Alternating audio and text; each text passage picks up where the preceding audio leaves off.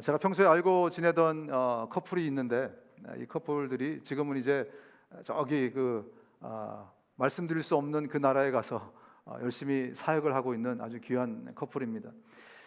이 형제가 굉장히 서글서글하고 성격이 참 좋은 사람이에요. 그 와이프도 뭐 이렇게 아주 뭐 모난 성격이 아니라 두 부부 사이가 굉장히 좋습니다. 가끔씩 보면 교회 오면 이제 어두울 때가 있어요. 표정이 어두울 때가 있어요. 그래서 무슨 일이 있는가 궁금하죠.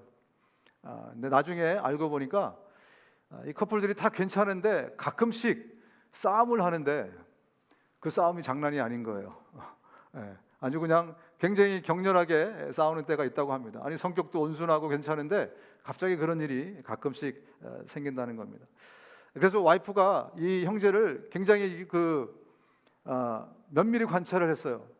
그러면서 언제 우리 가정에 싸움이 일어나는가를 나중에 알고 봤더니 싸움이 일어나는 날은 대개가 이 자매가 형제의 귀를 만지는 때였다는 걸 발견하게 된 거예요. 이 형제의 귀를 만지면 그 다음부터 이 형제가 그냥 속에 있던 거를 갑자기 욱 하면서 내뱉으면서 이 집안에 그냥 완전히 그냥 싸움이 막 일어나는 겁니다. 그래서 그 형제가 곰곰이 생각을 해봤대요. 왜 와이프가 내 귀를 만지면 기분이 나빠지는가? 왜 싸움이 일어나는가? 곰곰이 생각해봤더니 예전에 자기가 군대에 있을 때 자기 고참이 이상한 버릇이 있었답니다. 이 고참이 사람들의 귀를 만지는 걸 좋아하는 거예요. 이 귀를 만지면 이렇게 말랑말랑하잖아요. 그러니까 이게 기분이 좋은 모양이에요. 그래서 자기 귀만 만지면 상관이 없는데 남의 귀를 계속 만지고 있는 거예요. 그래서 자기한테도 평소에 자기 귀를 계속 만지니까 기분이 좀 언짢은 거죠. 뭐 자기 애인도 아니고 귀를 이렇게 자꾸 만지니까.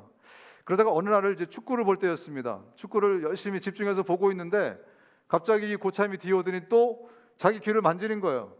그래가지고 집중을 못 하겠다라는 겁니다.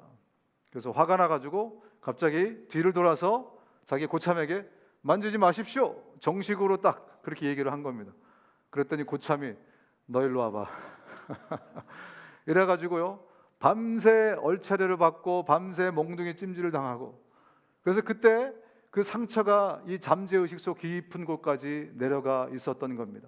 그래서 그 다음부터 사회에 나와서 사회생활 할 때 누군가가, 아니 자기 사랑하는 자녀들이 자기 귀를 만질 때에도 벌컥 화를 낸다는 거죠. 여러분, 상처라는 것은 이런 것입니다. 우리의 마음 깊은 곳에 우리의 잠재의식 가운데 상처라는 것이 깊이 들어가 있어서 평소에는 아무렇지도 않아요. 괜찮은데 어떤 상황이 생기거나 어떤 조건이 형성이 딱 되잖아요. 그러면 그때 완전히 이 안에서 폭발해버리는, 그래서 관계가 깨지고 또 삶에 문제가 생겨나고, 상처가 있으면 바로 그것 때문에 이러한 문제들이 생겨나게 됩니다.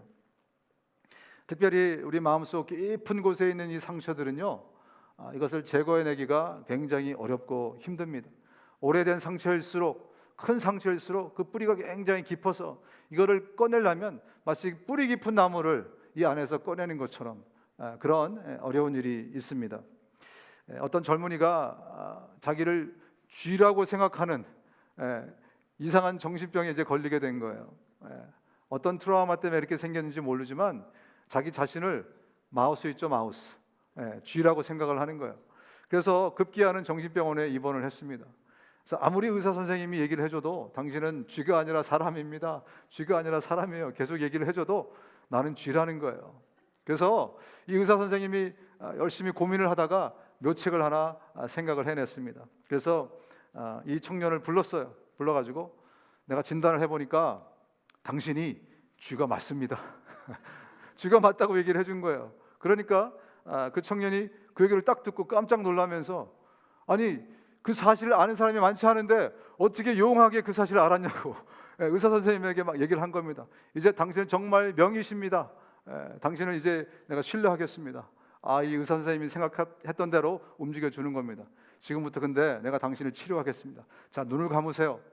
우리식으로 이제 눈을 감으라고 얘기한 거예요. 그리고 우리식으로 손을 얹어가지고 선포하기를, 내가 지금부터 치료를 들어가는데 이제부터 당신은 쥐가 아니라 사람입니다. 딱 명한 겁니다. 그랬더니 그 사람이 딱 눈을 뜨더니 갑자기 눈물이 글썽글썽거리면서 너무너무 감사합니다. 제가 쥐였는데 이제 비로소 사람이 되었군요. 치료가 지금 워킹하기 시작한 겁니다. 이제 자기가 주위에서 사람이라고 믿게 된 거죠. 그래서 의사 선생님의 계획대로 진행이 됐습니다. 그래서 이제 퇴원을 시켰습니다. 자, 이제 앞으로 사회에 나가서는 쥐가 아니라 사람이니까 열심히 사람으로 잘 사십시오. 그렇게 해서 보냈습니다. 며칠 뒤에 이 청년이 벌벌벌 떨면서 다시 병원을 찾았습니다. 왜 이 사람이 병원을 찾았는가? 왜 당신 또 병원에 들어왔습니까? 라고 얘기하니까 이 청년이 이렇게 얘기합니다. 밖에 나가니까 고양이가 너무 많습니다. 아니, 당신 지금 쥐가 아니라 사람인데 그게 무슨 걱정입니까? 고양이가 무슨 걱정이에요? 그랬더니 아닙니다. 지금 쥐가 고양이가 너무 많아가지고 좀 큰일 났습니다. 저는 제가 변한 것을, 사람으로 변한 것을 알지만, 하지만 선생님, 고양이도 과연 제가 사람이 된 것을 알까요? 이렇게 이야기를 하는 겁니다. 여러분, 상처라는 것은 우리 마음속 깊이 자리 잡게 되면 이것을 꺼내서 치료하고 새로운 뭔가를 변화시키는 데는 굉장히 어렵다는 얘기입니다. 제일 좋은 건 뭐죠? 상처를 안 맞는 거죠. 그죠? 아무리 누가 상처를 줘도 상처를 안 받는 게 제일 좋습니다. 이 한의학에서는 역치라 그러더라고요. 역치가 뭐냐면 내성을 기르는 거예요. 그래서 사람이 피곤하고 정신적으로 힘들 때는 역치가 내려가요. 그러니까 상처를 누가 막 주면 그거를 디펜드 할 수 있는 힘이 떨어지게 되는 거죠. 그래서 역치를 높여라, 이렇게 한의학에서는 얘기를 하더라고요. 그러나 여러분, 아무리 역치를 높여도 상처는 마치 바이러스 같은 거예요.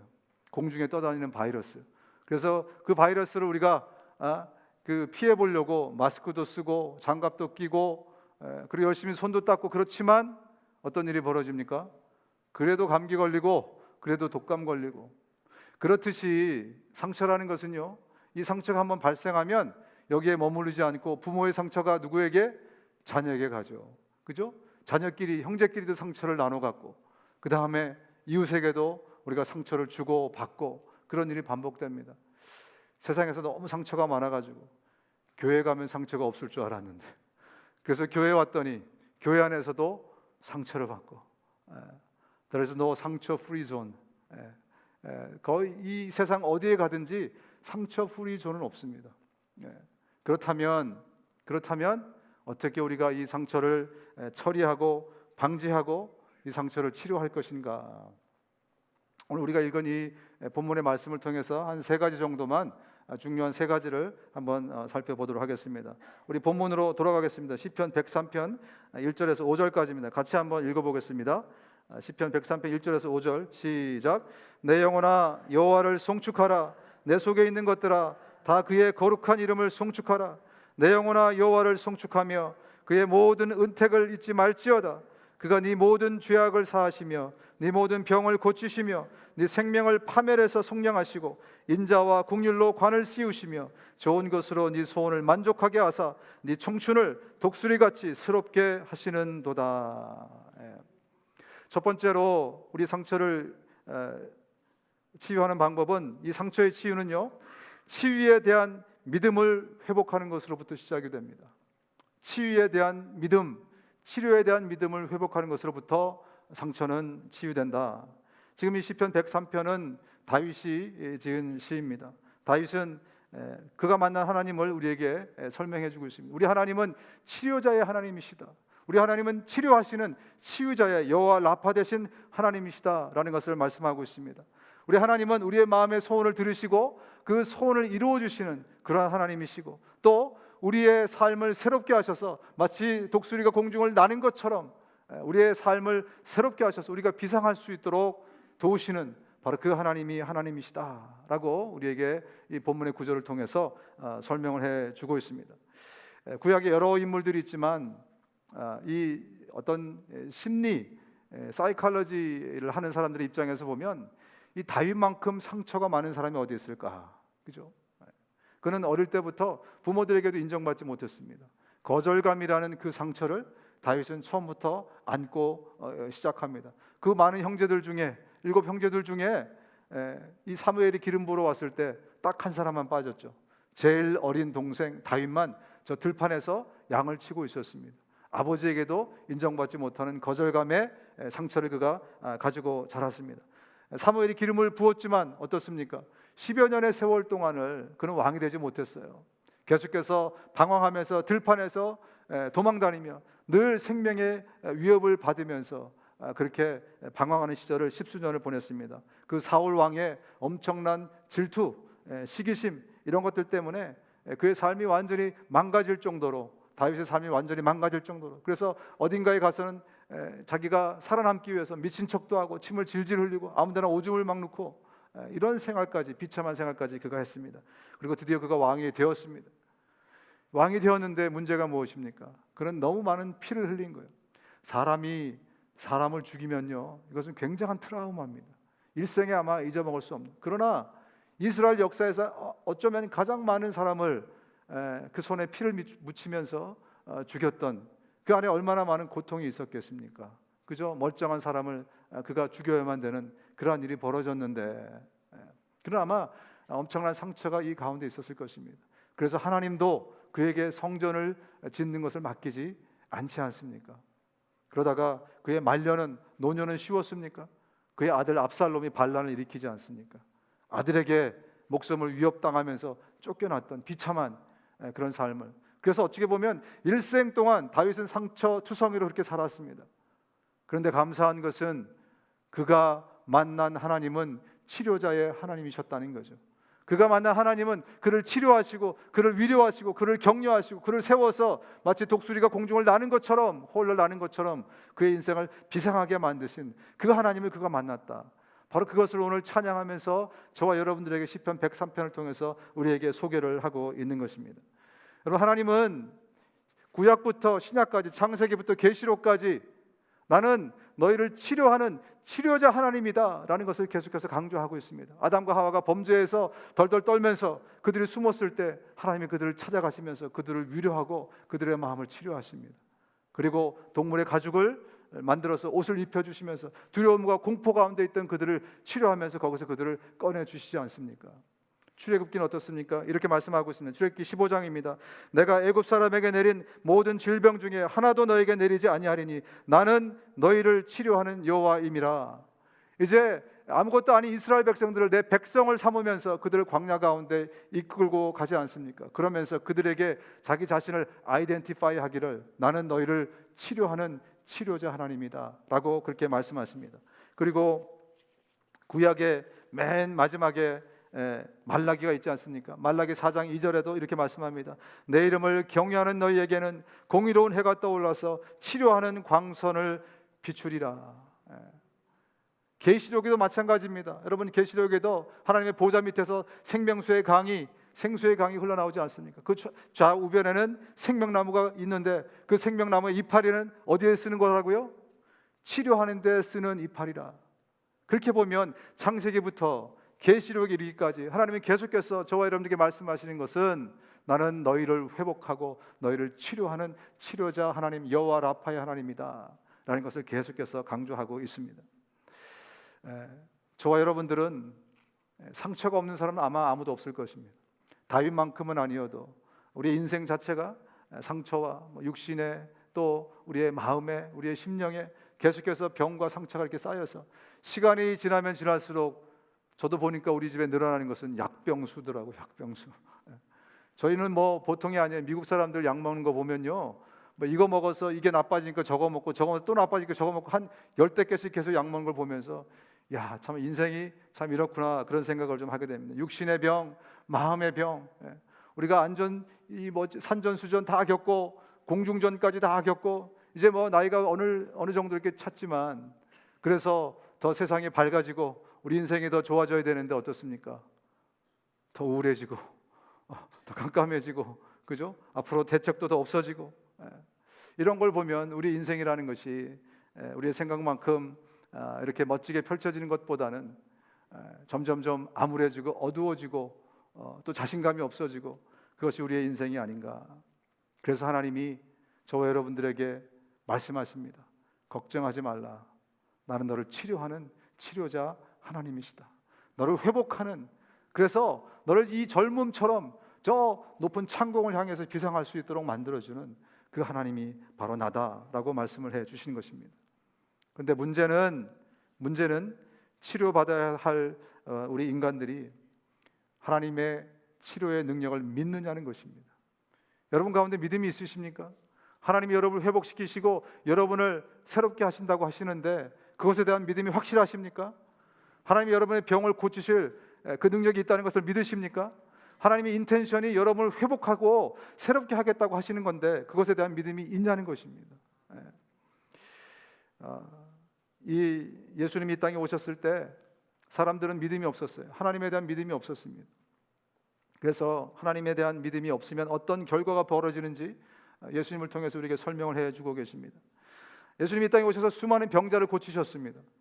오셔서 앉은 병을 일으키시고 많은 병자를 고치시고 귀신을 쫓아내셨어요. 주님이 하나님의 그 권능을 베푸셨습니다. 그런데 나사렛이라는 자신의 고향에 가서는 이런 성경 구절로 예수님의 그 심정을 설명하고 있습니다. 마가복음 5장 6절입니다.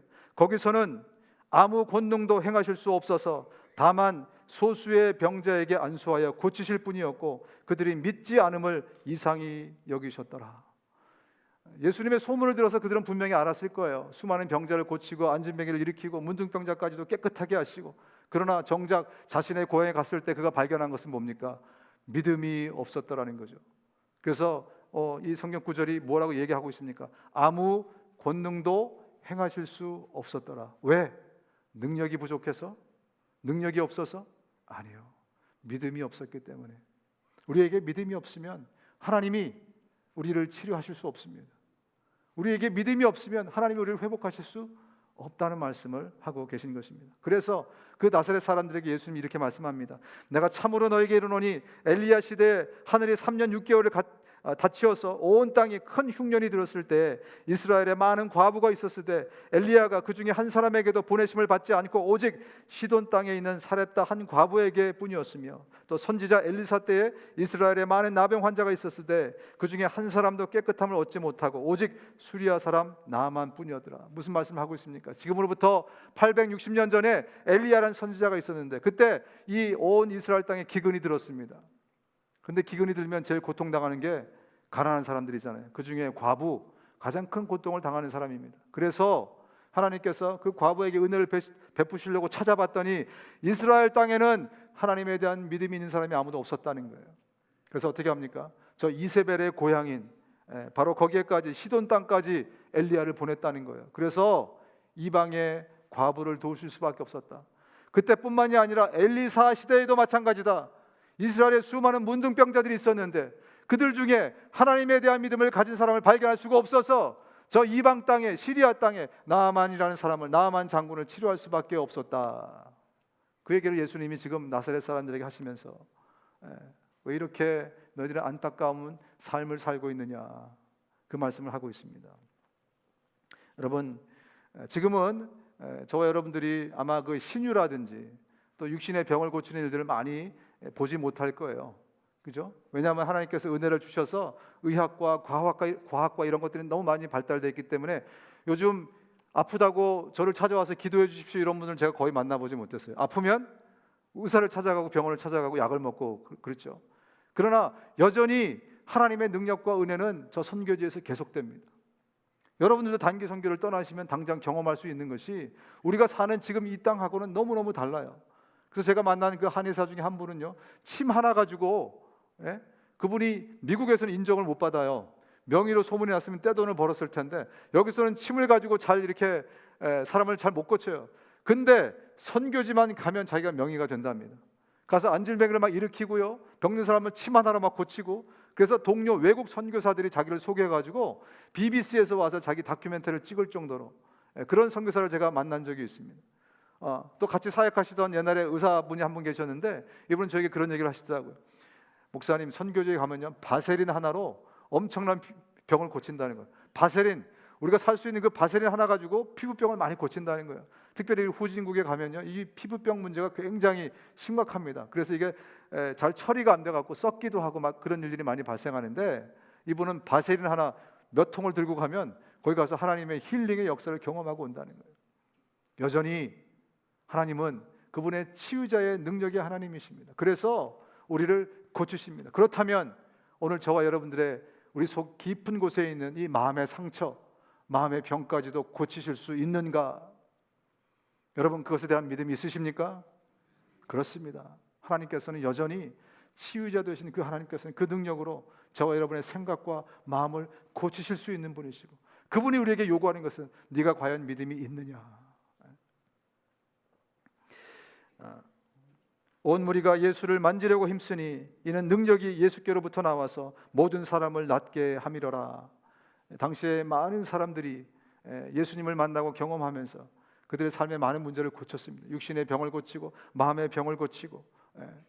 저는 이 예배의 시간이 하나님이 우리를 고치시는 시간 중에 하나라고 생각합니다. 예배 가운데 정말 여러분들이 준비된 마음으로 나오시면 여러분을 고치시기 원하는, 회복시키시기 원하시는 그분이 이 예배 시간을 통해서 그분의 이 쉐카이나 영광의 그 빛을 우리 가운데 비춰주셔서 우리를 치료하시고 정말 말씀 그대로 우리가 송아리처럼 정말 뛰는 그런 놀라운 역사가 예배 가운데 마땅히 있어야 되고, 하나님은 그래서 우리에게 이 놀라운 시간을 허락해 주신 것입니다. 그래서 여러분 예배 시간에 오실 때는 정말 기도하는 마음으로, 기대하는 마음으로 우리 삶의 문제들을 잔뜩 가지고 나와서 주님 앞에 올려드릴 수 있는 그런 귀한 시간이 되었으면 좋겠습니다. 주님이 또 말씀하십니다. 이것을 위해서 기도하라는 것입니다.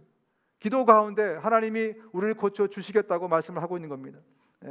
예수님이 이 땅에 오셔서 병자들을 고치실 때, 특별히 문둥병자를 고칠 때 보면요, 예수님이 꼭 문둥병자를 만지십니다.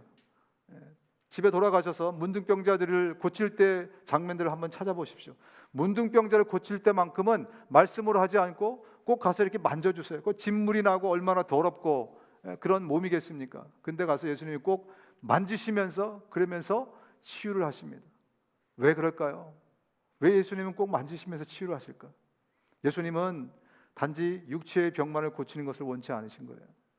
그 속에 있는 마음의 병까지, 그 심령에 깊이 뿌리 내리고 있는 상처까지도 주님이 만지기를 원하시는 겁니다.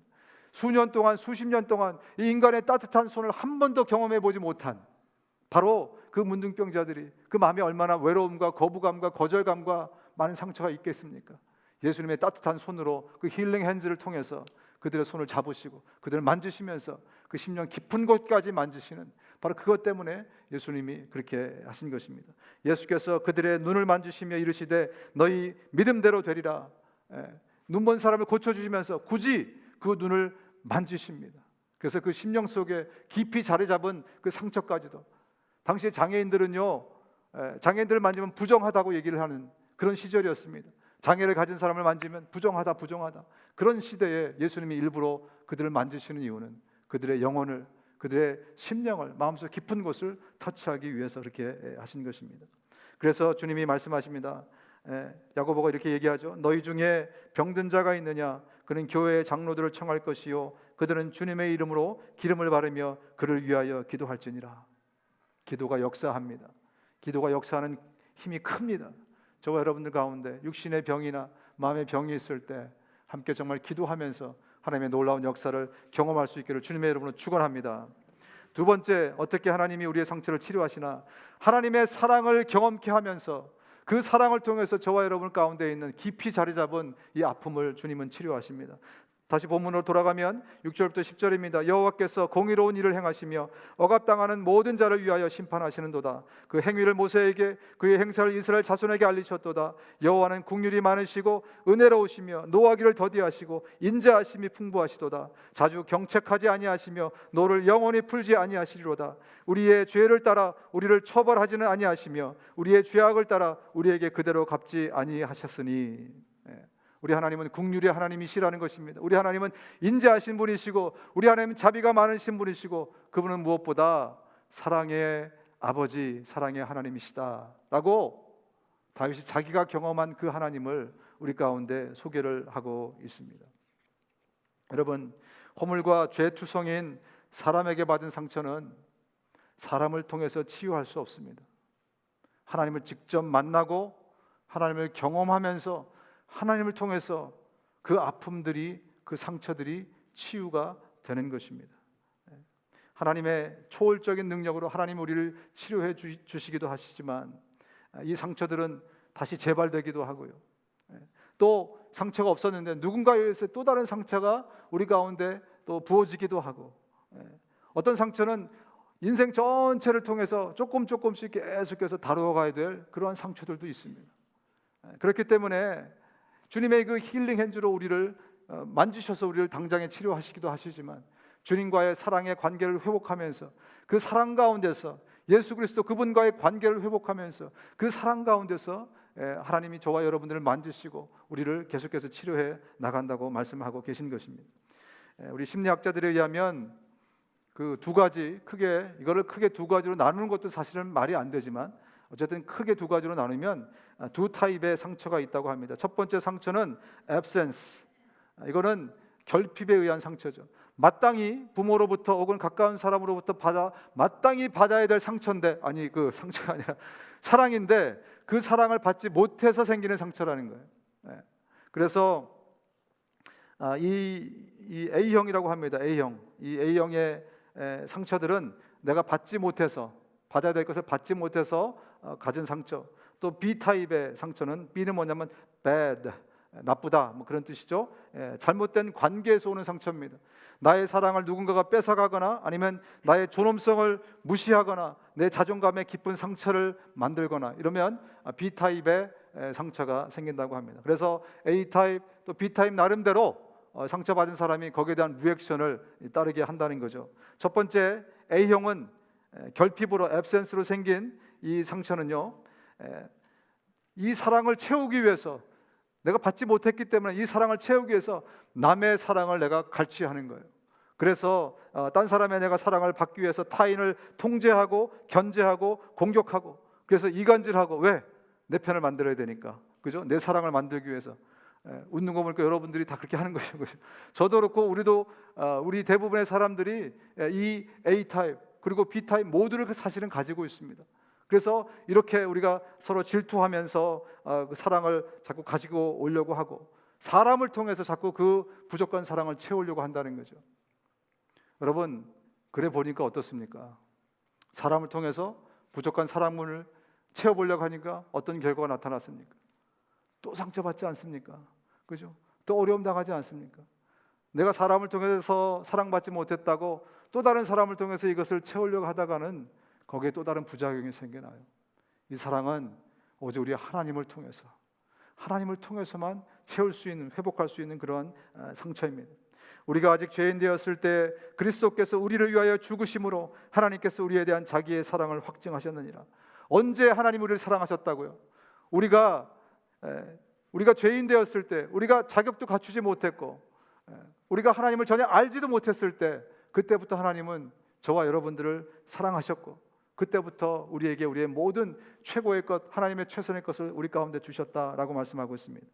여호와는 너를 지키시느니라. 여호와께서 네 오른손에서 네 그늘이 되시나니 낮에 해가 너를 상하게 하지 아니하며 밤에 달도 너를 해치지 아니하리로다. 여호와께서 너를 지켜 모든 환난을 면하게 하시며 또 네 영혼을 지키시리로다. 여호와께서 너의 출입을 지금부터 영원까지 지키시리로다. 하나님은요, 저와 여러분의 존재 자체를 사랑하십니다. 그분은 늘 우리의 보호자가 되시고 우리의 아버지가 되시고, 하나님의 형상을 저와 여러분 가운데 집어넣는 그 순간부터 하나님 아버지는 저와 여러분들을 그때부터 사랑하고 계신다는 거예요. 여러분, 자식을 우리가 낳지 않습니까? 자식을 낳아보면 이 자식이 왜 사랑스럽죠? 이 자식이 왜 사랑스럽죠? 이유가 없습니다. 내가 만들었기 때문에, 내 자식이기 때문에 그냥 사랑스러운 거예요. 그가 별의별 요구를 다 하지 않습니까? 이놈의 자식이 정말, 근데 별의별 요구를 다 하지 않습니까? 그래도 사랑을 포기할 수 없는 것은 내가 만든 내 자식이기 때문에 그렇습니다. 하나님, 그래서 우리의 존재 자체를 사랑하는 것이지, 우리가 하나님께 효도해서 하나님 위해서 헌신해서 내가 뭔가 주를 위해서 드렸기 때문에 그렇지 않다는 얘기를 성경이 말씀하고 있습니다. 너의 하나님 여호와가 너의 가운데 계시니 그는 구원을 베푸실 전능자라. 그가 너로 말미암아 기쁨을 이기지 못하시며 너를 잠잠히 사랑하시며 너로 말미암아 즐거이 부르며 기뻐하시리로다. 우리 인간이 갖고 있는 상처 중에 가장 큰 상처 중에 하나가 뭐냐면 거절감의 상처입니다. 거절감의 상처. 이 청소년들이 왕따 문제가 심각하지 않습니까? 이 왕따 문제가 심각해지면 어떻게 되죠? 자살까지 하는 그런 일이 벌어져요. 인간은요, 누군가에게 거절당하는 것이 굉장한 아픔입니다. 굉장한 어려움입니다. 처음에 태어날 때부터 태중에서부터 거절감의 상처를 가지고 태어나는 사람들이 있어요. 딸 집에 또 딸로 태어난 거예요. 그럼 뱃속에서부터 어떤 얘기를 듣습니까? 쟤는 실수로 태어난 애야. 쟤는 태어나지 말아야 될 애가 또 태어난 애야. 걔가 무슨 잘못이 있다고 태중에서부터 그런 어떤 저주에 가까운 소리를 듣고 자라면서 이 사람이 그런 생각을 갖습니다. 나는 태생 자체가 저주로구나. 나는 태생 자체가 환영받지 못하는 이 땅에 괜히 태어난 실수로 태어난 그런 인간이구나. 그러면서 평생을 살아간다는 것이 얼마나 아픔이고 얼마나 어려운 일입니까? 그런데 하나님 말씀하십니다. 네가 무엇을 해서가 아니라 나는 너의 존재 자체를 사랑한다. 네가 있음이, 네가 가만히 있는 것 자체가, 너의 생 자체가 나의 기쁨이고 나는 그것 때문에 기뻐하고 노래하고 즐거워한다.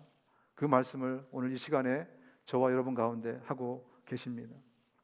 B형의 타입을 보면요, 무시당하고 억눌린 상처, 이것 때문에 사람들이 내 사랑을 뺏어가고, 그래서 이 안에 뭐가 생기냐면 분노가 생깁니다. 분노가.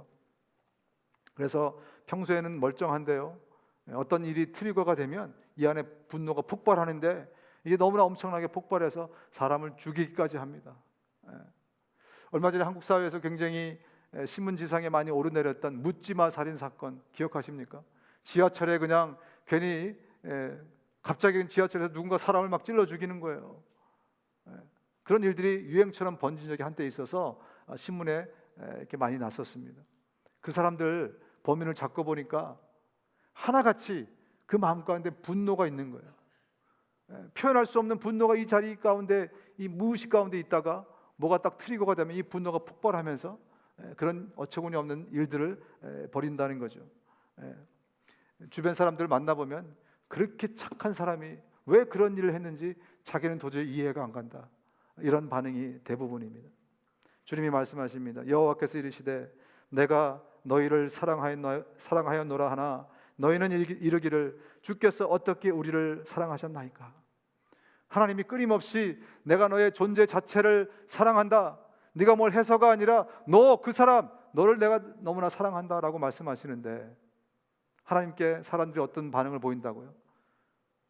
왜 하나님 저를 사랑하시죠? 저는 하나님의 사랑을 도저히 받아들일 수도 없고 이해도 할 수 없습니다. 이런 반응을 하나님께 한다는 거죠. 여러분, 하나님은 끊임없이 우리의 존재 자체를 사랑한다고 고백하고 말씀하십니다. 그런데 왜 우리가 하나님의 사랑을 이해하지 못하는가?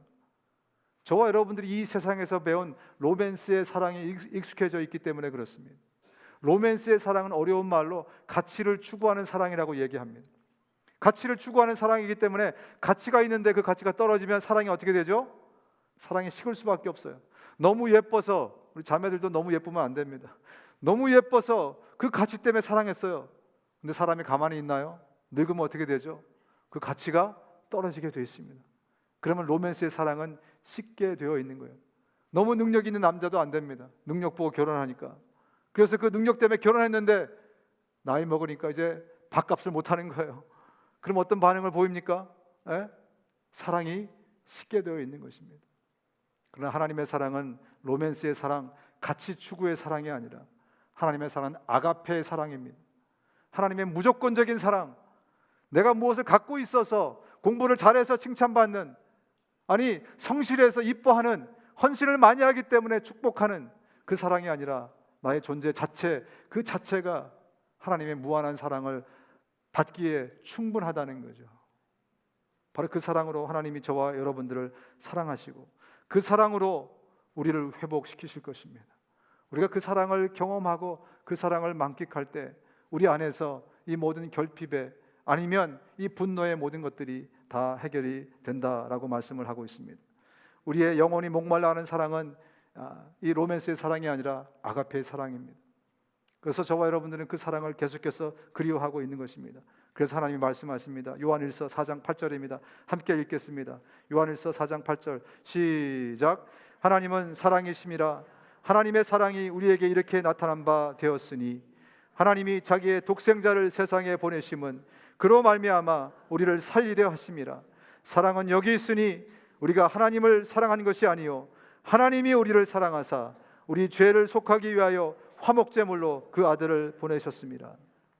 그렇습니다. 하나님은 아가페의 사랑이십니다.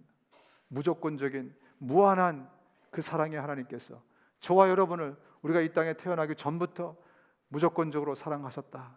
그리고 우리가 어떤 실수를 하든지 어떤 잘못을 하든지 하나님은 여전히 나를 사랑하신다라는 이 말씀을 하고 계십니다. 못 믿겠는데요, 그때마다 주께서 말씀하십니다. 그렇다면 십자가를 바라보라. 내가 내 아들 예수 그리스도를 저 십자가에 단 이유는 내가 너를 no matter what, no matter who you are, 네가 누구이든지 어떤 일을 했든지 내가 너를 사랑하기 때문에 그 사랑의 증표로 내 아들을 내가 죽였노라. 그 말씀을 하고 계신 것입니다. 인간의 결핍을 통해서, 사랑의 결핍을 통해서 우리가 치료받기 원하는 치료를 해야 되는데 그 치료의 약은 하나님의 사랑밖에 없습니다. 인간의 나쁜 경험을 통해서 얻은 상처는 하나님과의 좋은 관계를 통해서 회복하는 수밖에 없습니다. 그래서 주님을 더 깊이 생각하라고 말씀드리는 것입니다. 예수님을 계속해서 바라보라고 말씀을 드리는 것입니다. 마지막 세 번째, 용서만이 가장 큰 상처를 치유할 약인 것입니다. 너무나 무겁고 어려운 토픽입니다. 그러나 본문을 읽어보겠습니다. 이는 하늘이 땅에서 높음같이 그를 경외하는 자에게 그의 인자하심이 크심이로다. 동이 서에서 먼 것 같이 우리의 죄과를 우리에게서 멀리 옮기셨으며 아버지가 자식을 긍휼히 여김같이 여호와께서는 자기를 경외하는 자를 긍휼히 여기시나니 이는 그가 우리의 체질을 아시며 우리가 단지 먼지뿐임을 기억하심이로다. 인생은 그 날이 풀과 같으며 그 영화가 들의 꽃과 같도다. 하나님은 먼지 같은 존재인 우리를 사랑하셨습니다. 이 들풀 같은 곧 하루 꽃 피고 사라질 그런 존재를 무조건적으로 우리를 사랑하셨는데 너희들은 어찌하여 하나님께 받은 그 사랑을, 그 긍휼을 다른 사람에게 보여주지 못하느냐. 그 외침을 저는 이 본문을 통해서 듣습니다. 주님이 그렇게 우리를 사랑하셨고 그런 긍휼을 베푸셨는데 어떻게 그렇게 자그마한 일도 우리는 용서하지 못하고 용납하지 못하며 살아가는가. 여러분, 용서는 피해를 당한 사람이 하는 것입니다. 가해자가 용서한다는 건 말이 안 돼요. 그죠? 피해자가, 피해 본 사람이 용서하는 거예요. 그렇다면 이게 얼마나 어려운 일입니까? 피해도 당했는데 용서도 해야 된다. 이것은 정말 맨정신으로 우리가 하기에 힘든, 너무나 힘든 것이 바로 용서입니다.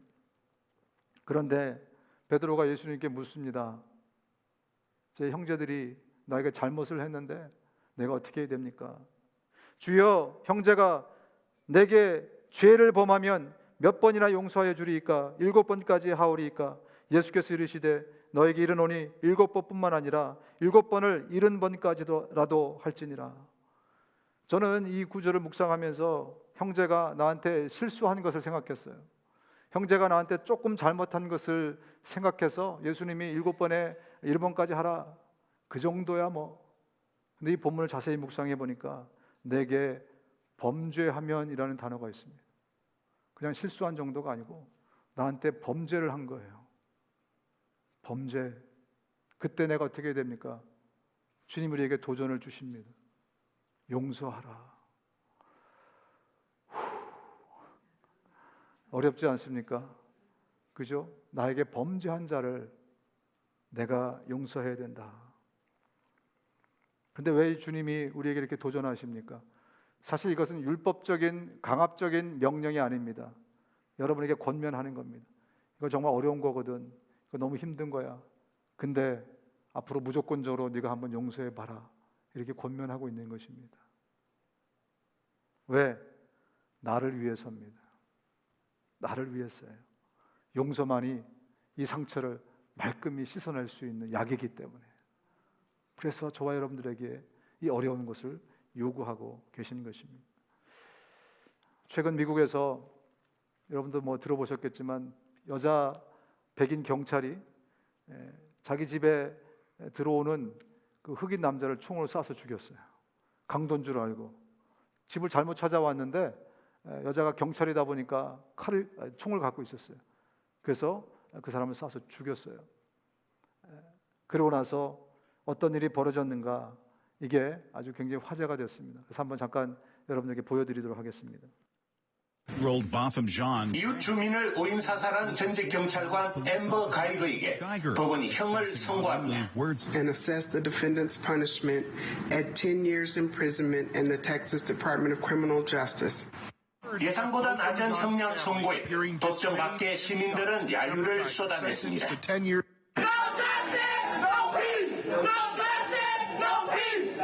하지만 같은 시각 법정 안에서는 뜻밖의 일이 벌어집니다. 희생자 보탐진의 동생 브렌트 진이 당신을 용서하겠다며 입을 연 겁니다. I can speak for myself. I forgive you. And I know if you go to God and ask Him, He will forgive you. 이어 판사에게 가이거를 포옹해도 괜찮겠냐며 묻습니다. I don't know if this is possible, but can I give her a hug, please? Please? Yes. 그렇게 두 사람은 정인석 앞에서 한참을 포옹하며 대화를 나눴고 그동안 가이거의 흐느낌이 법정을 가득 채웠습니다. That's the spirit in which I think we want to move forward. With a spirit of forgiveness, faith, and trust. 아직 10대에 불과한 피해자 동생이 보여준 용서의 포옹에 지역사회는 감동과 찬사의 메시지를 보내고 있습니다. 저 사람을 용서하는 것은 정말 어려운 일입니다. 그러나 용서야말로 상처를 치유하는 가장 효과적인 약이라는 것. 바로 나 자신을 위해서 그것을 해야 된다는 것. 저 때문에 상처받은 분도 많이 계실 겁니다. 그죠? 목사님인데 또 성도끼리 또 지내면서 상처받는 것들이 또 많이 계실 것입니다. 또 형제간에 직장에서 직장 동료 가운데. 근데 하나님 우리에게 도전을 주십니다. 네가 용서할 수 있느냐? 만약에 우리가 하나님의 사랑을 경험하지 못했다면, 하나님의 용서를 내가 경험하지 못했다면, that's impossible. 주님, 불가합니다. 있을 수 없는 일입니다. 그런데 만약 내가 받은 은혜가 하나님이 나를 사랑하여 주신 것이 정말 내가 용서받지 못할 내가 하나님의 사랑으로 용서받은 자인 것이 너무나 분명하다면 여러분들에게 도전을 드립니다. 우리는 풀과 같은 존재들이고 먼지 같은 존재들이에요.